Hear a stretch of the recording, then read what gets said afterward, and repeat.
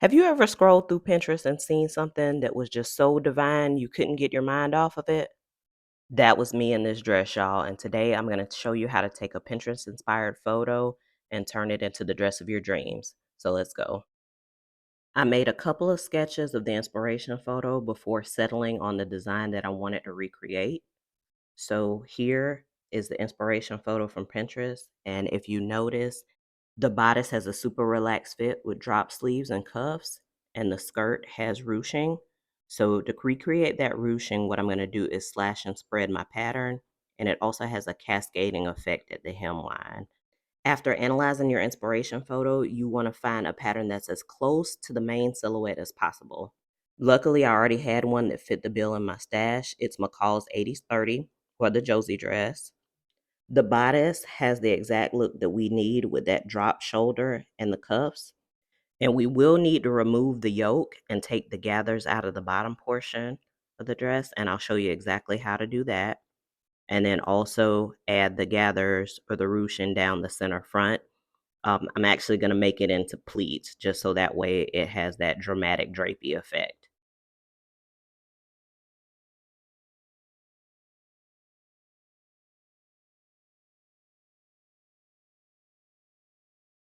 And even though the inspiration photo doesn't have the split on the side and that shirt tail hem, I do like that detail, and I also want to keep that from the main pattern.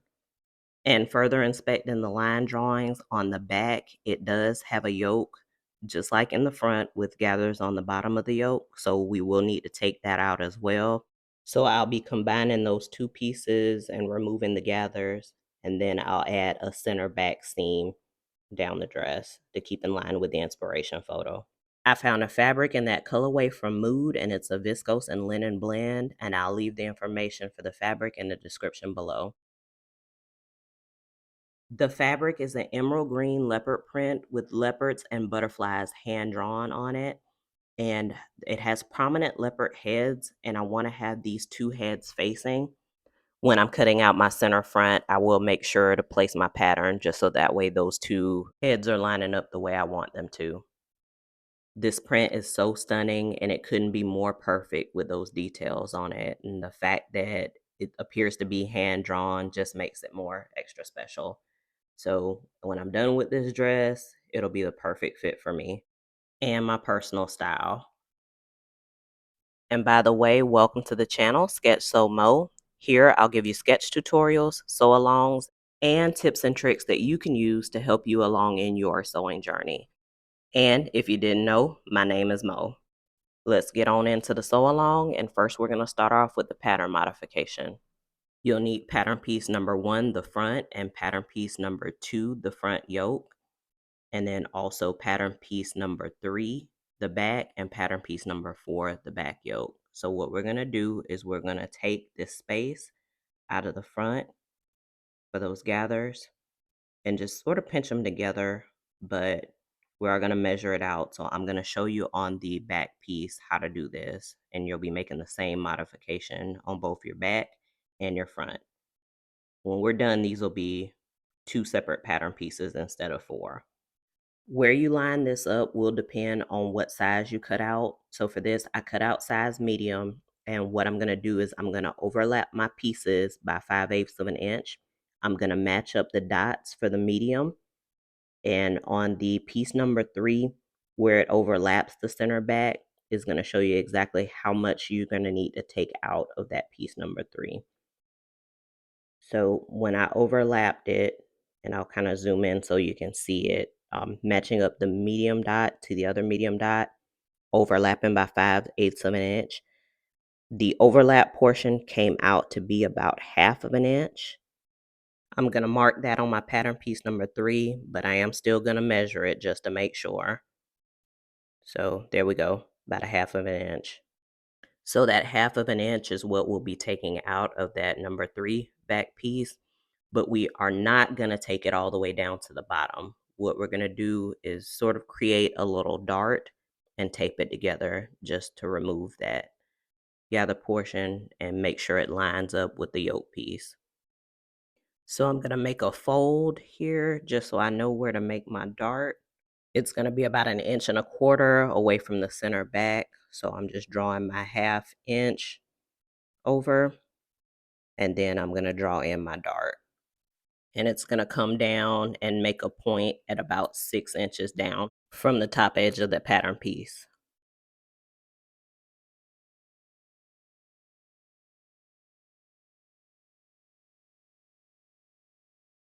Now I'm just going to fold over the pattern paper to close the dart and secure it with a piece of tape.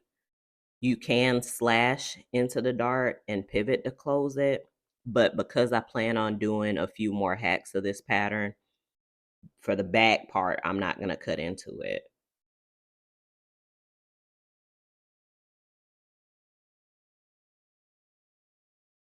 Now I'm just going to overlap my pieces by 5/8 of an inch just to make sure I've got it lined up the way I want. So let's line it up, double check, match the medium dot to the medium dot, and we're good to go. Before I tape together pattern piece number 3 and 4, I'm going to modify pattern piece number 1 and 2 just to make sure both the front and the back are good to go before we combine the pieces into one. So if you notice on pattern piece number 1 and 2, I made a guideline between the center of the dots just to make sure I knew where to line it up. For pattern piece number 2, we're not going to make any changes. We're going to just measure between our 2 dots to see how much we have. And then we're going to take the difference from pattern piece number 1 between the 2 dots, just so that way we know how much we need to take out. So I'll explain in depth what I mean by this. So for pattern piece number 2, it came to about 3 1/4 inch or 8.5 centimeters in between the dots. And for pattern piece number 1, between the 2 medium dots, we have about 4 1/4 inch or 11 centimeters. So that means we'll need to take out a total of 1 inch or 2.5 centimeters from piece number 1. So far, if you're finding this information helpful, please give the video a like and consider subscribing for more sew-alongs like this one. It helps me out and I really appreciate it. Let's finish up getting this dart drawn in, y'all. So just how I did on the back pieces, I'm going to draw in my 1 inch, so 1/2 inch on each side of the guidelines. And then I'm going to close up this dart just by folding it over and taping it down.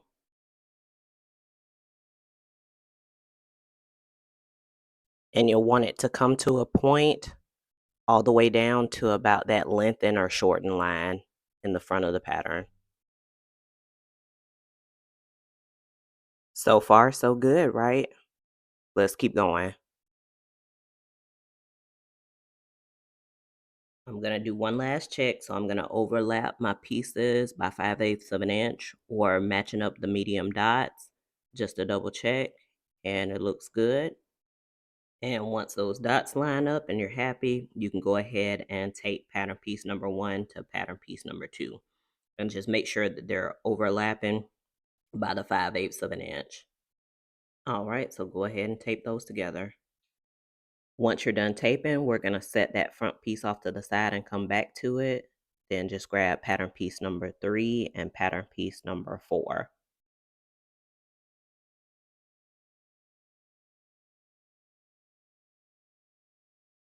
Now, before we tape these together, you're going to take pattern piece number 4 and fold it down the center back.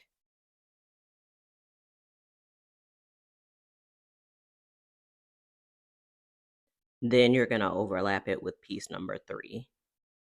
Just make sure before you tape it down, you match up your dots and it's overlapping by that 5/8 of an inch. At this point, you can add 5/8 of an inch seam allowance to the center back. If you want to omit having a center back seam, you can skip that part. So once you have pattern piece 3 and 4 combined and pattern piece number 1 and 2 combined, I'll take the front piece and just flip it to overlap it on the back. And I'm just doing this to double check just to make sure my front and my back piece are balanced. So that way it's not janky when we sew it up. So we're going to make some diagonal lines for the pleats on the front. So from the center front, at about the lengthen or shorten line, we're going to make a diagonal line going from that line and then all the way across to the other side of the pattern. You want to make sure that when you're drawing your line across, you want to make sure that the line doesn't overlap the dot for the pocket. And I'm making my lines about 2 inches apart. I'm going to cross out the initial line that I made because I was a tad bit indecisive, so just ignore that. And I'm just measuring to double check and make sure that I've got 2 inches apart on those lines. And for that, I'm going to make some 2-inch tick marks, just carrying all the way down the length of my pattern on that side seam. I'm going to make about 6 of these tick marks so that way I can draw 6 lines in for my pleats.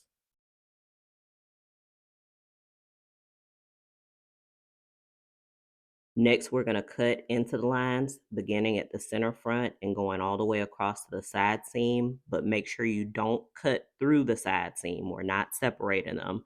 So you're going to cut and stop about 1/8 of an inch away from the side seam. Go ahead and do that for all of your lines, and remember, stop just shy of 1/8 inch away from the side seam.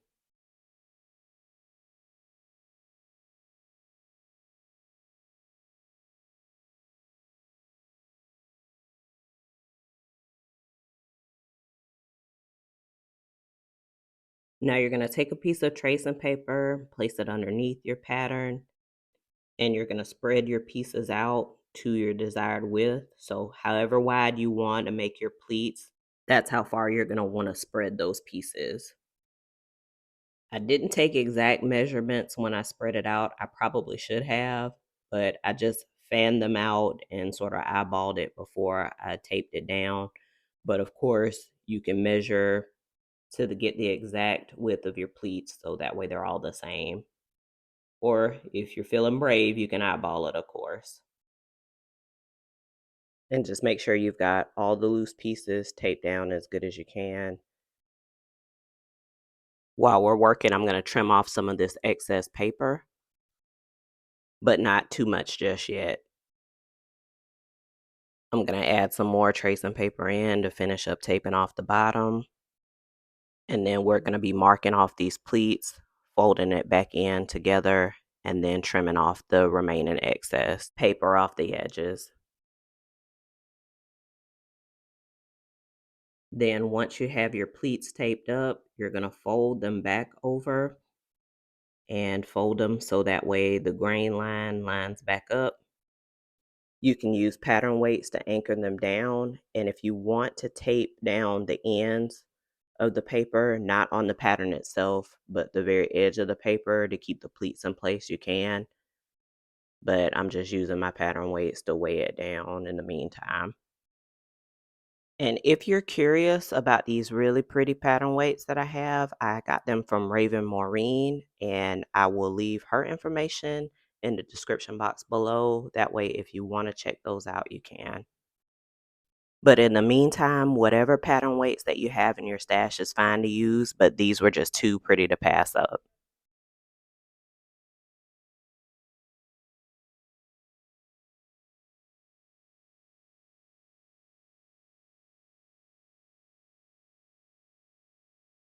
And once you have your pleats folded up, you're going to cut off the excess paper along the center front line. You can trim off the excess paper along the side seam too.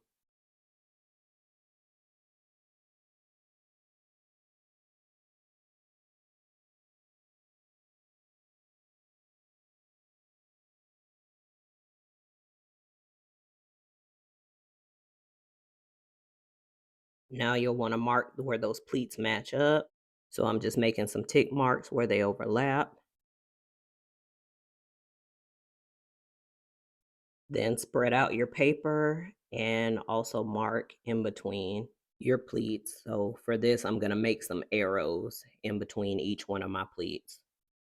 And I'm going to have them pointing upwards because when I go to fold my fabric, that's the direction I want my pleats going in. And I put it in red so it's nice and bold just so I don't confuse myself. Now let's get the fabric. I'm going to show you how I laid this out. So for the front pattern piece on this print, there are two big leopards, and I'm going to place the first piece and flip it over to get that second leopard. I don't know if you can see this, but I'm going to show you a peek of the leopard head, and I kind of drew it out over my pattern piece just so I know where it stops. I'm going to go ahead and cut this first pattern piece out and then flip it over and overlap that other head for the leopard and cut that out too.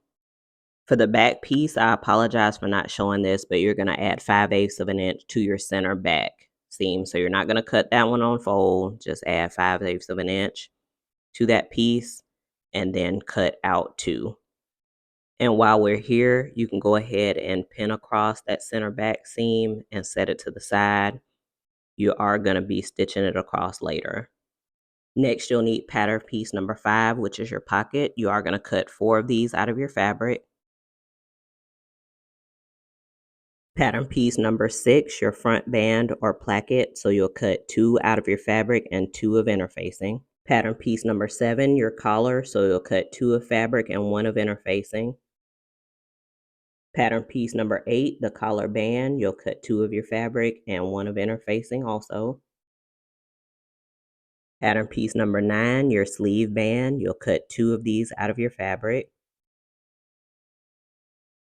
Pattern piece number 10, that's your belt. So you'll cut 1 of fabric and 1 of interfacing. And pattern piece number 11, that is your button guide. Now in this tutorial, although I don't show the construction of the belt, I did want to show you that I made it a little bit wider than my pattern piece, which you can totally do if you want to, or you can cut it as is if you like.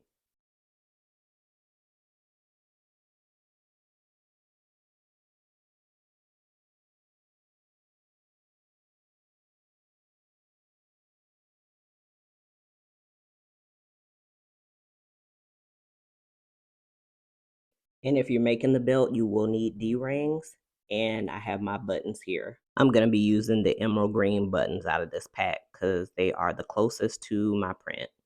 So at this point, go ahead and grab all your interfacing pieces with your fabric and fuse them. And then we're going to grab pattern piece number 7 and start with our collar. With the right sides together, we're going to stitch those 2 collar pieces down, leaving the notched edge open.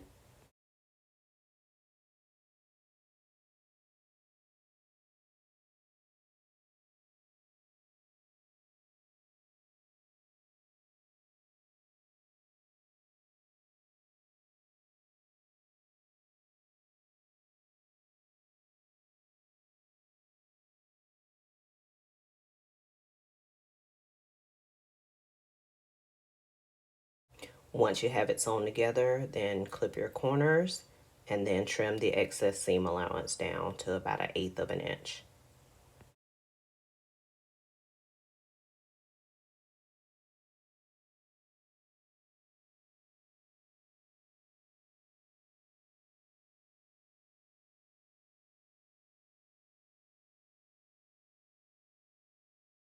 Once you have it trimmed, then turn it out and take it over to your iron and press it down. Once you have that collar pressed, then you can baste the edge with the notches down.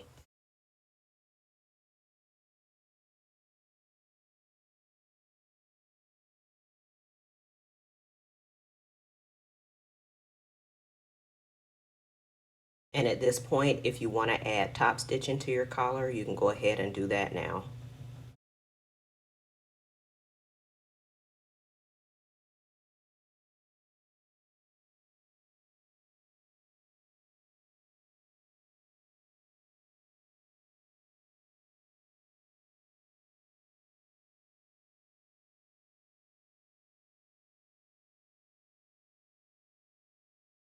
Go ahead and grab your collar band, pattern piece number 8. You're going to make a sandwich with the collar in the middle. So you're going to match up your notches, and you want to pin the interface side of the collar to the uninterfaced side of the collar band, and the interface side of the collar band to the uninterfaced side of the collar.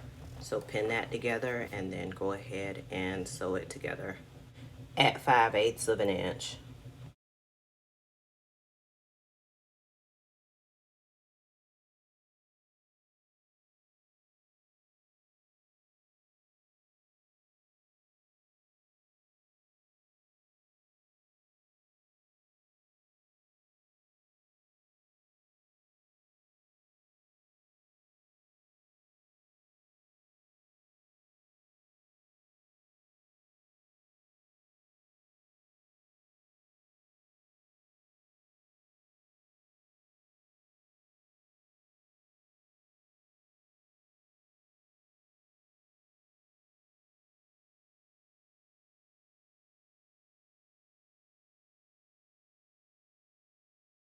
And at this point, you can go ahead and trim down the excess seam allowance. Once you have it trimmed down, then flip it out and go ahead and take it back over to your iron and press it out flat.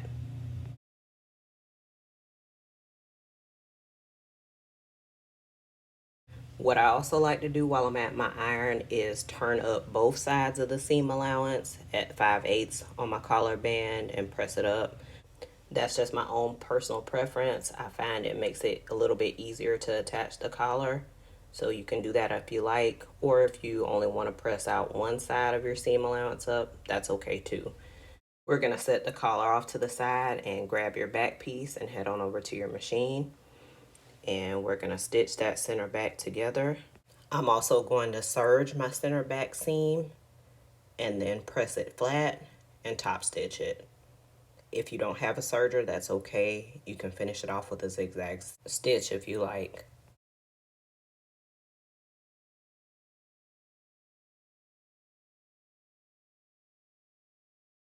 I'm also going to stay stitch the top neck edge as well.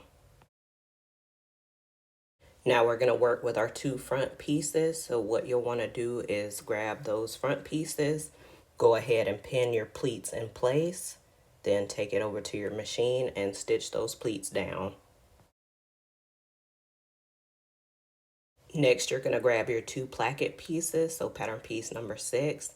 Then you're going to pin them to your front piece. Just make sure you're matching up that notch with right sides together. And go ahead and pin that down, and once you have it pinned, take it over to your machine and sew that together at 5/8 of an inch.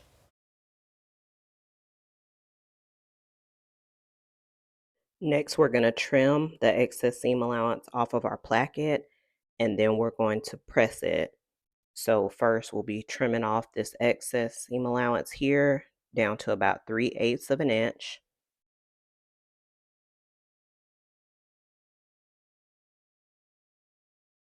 Then press the seam you just trimmed up toward the placket, and on the other side, you're going to fold in at 5/8 of an inch and then fold over the placket again in half and then give it a press again.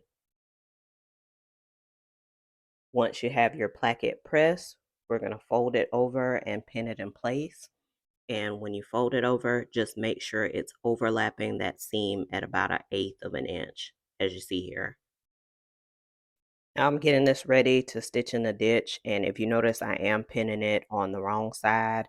Of course you can do it the other way and pin along the outside, but what I like to do is pin it to make sure I can see it, that it's overlapping, hand baste it with a needle and thread, and then flip it over on the right side and then stitch in the ditch. And of course, if you like to machine baste it on this side, that's an option too. I'm doing it with the needle and thread just because the fabric's so delicate. But once you have it basted how you like, then go ahead and flip it over and stitch in the ditch on that placket. And make sure you do this for both of your front side pattern pieces.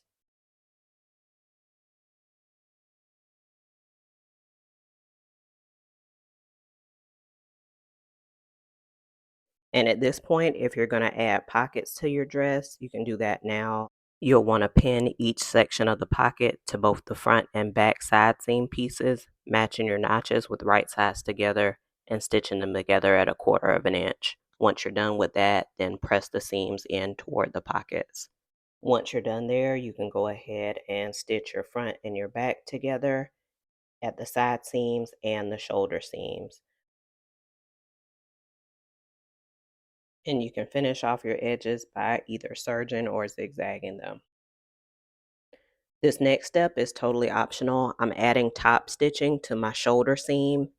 After this, we're jumping into the sleeve band, which is pattern piece number 9. So go ahead and grab that now.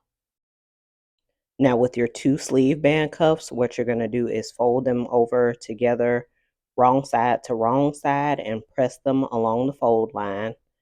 So go ahead and take it over to your iron and press those both out now.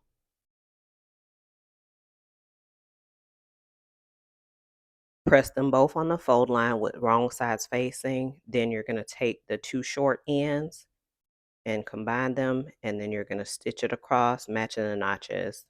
Go ahead and pin the short ends together on each one of your pieces and then stitch it together at 5/8 of an inch. Once you're done, fold the band in half lengthwise with wrong sides together, then baste those raw edges together. Then grab your dress with the wrong side out. You're going to pin the sleeve band to the inside, and you're going to match the underarm seams and pin the band to the sleeve edge all the way around. You're going to sew this on at 5/8 of an inch, then make another row of stitching at 1/4 of an inch, and then trim that down. Once you're done with that, you'll roll your band to the outside over your seam and then hand sew or tack down the underside of the band at the shoulder and the underarm seams. After that, go ahead and grab your collar, and we're going to pin the collar to the top neck edge of the dress. Once you have your collar pinned in place, you can clip the neck edge if you need to, take it over to your machine and stitch it together at 5/8 of an inch. Then turn under the other edge of your collar and pin it in place from the inside. I'm going to go ahead and hand stitch this down again, basting it in place. Then once you have it basted, turn it over to the outside and stitch in the ditch. Once you have that done, if you want to put top stitching on your collar band, you can go ahead and do so. I did it here. At this point, you can go ahead and mark your placings for your buttons and buttonholes, and you'll use your guide piece number 11. Before I actually put the buttons and the buttonholes in, I'm going to finish off my hem. So once you've got that done, you can go ahead and do your hem how you like. I've serged my edge and turned it under twice. After that, I finished it off with a row of top stitching. And for the home stretch, go ahead and make your buttonholes, choose your buttons, and then sew those on. Once you've got your buttons on, you're home free. And that's a wrap on taking a Pinterest-inspired photo and modifying a commercial pattern to get a designer dupe. Thank you so much for watching. For more designer-inspired sewing, check out these videos next. And until next time, y'all, keep sketching, keep sewing, and keep the momentum going. Take care.